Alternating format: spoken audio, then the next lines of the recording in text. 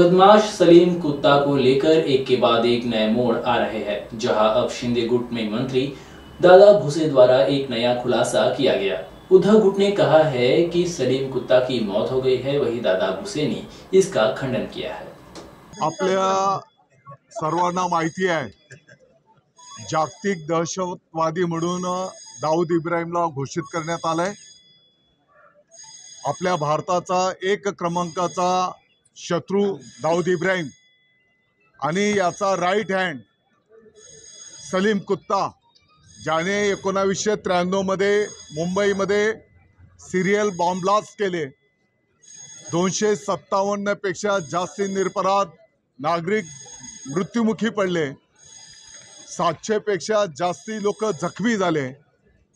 अशा बॉम्बस्फोट मधला प्रमुख आरोपी सलीम कुत्ता, ज्याला टाडा न्यायालयाने जन्मठेप ठोठावलेली आहे, ती जन्मठेपेची शिक्षा आजही सलीम कुत्ता भोगतो आहे।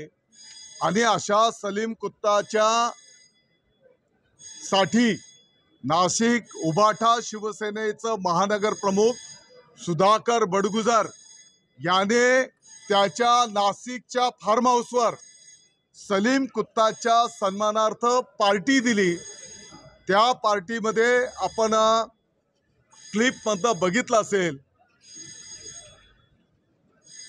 डॉन गाण्याच्या वर सलीम कुत्ता सह सुधाकर बडगुजर त्या ठिकाणी डान्स करतो आहे। त्या पार्टीमध्ये इतरही क्रिमिनल्स त्या ठिकाणी उपस्थित आहेत।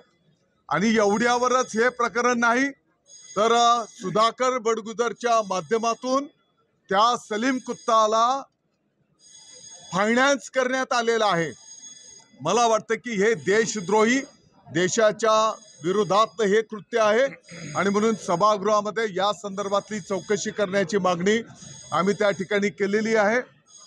आता जो मुद्दा आपण उपस्थित केलेला आहे, गोरंट्यालकडे माननीय आमदार महोदयांकडे जर काही जास्तीची माहिती असेल तर त्याने चौकशी करणाऱ्या अधिकाऱ्यांकडे ती त्या ठिकाणी त्यांनी द्यावी।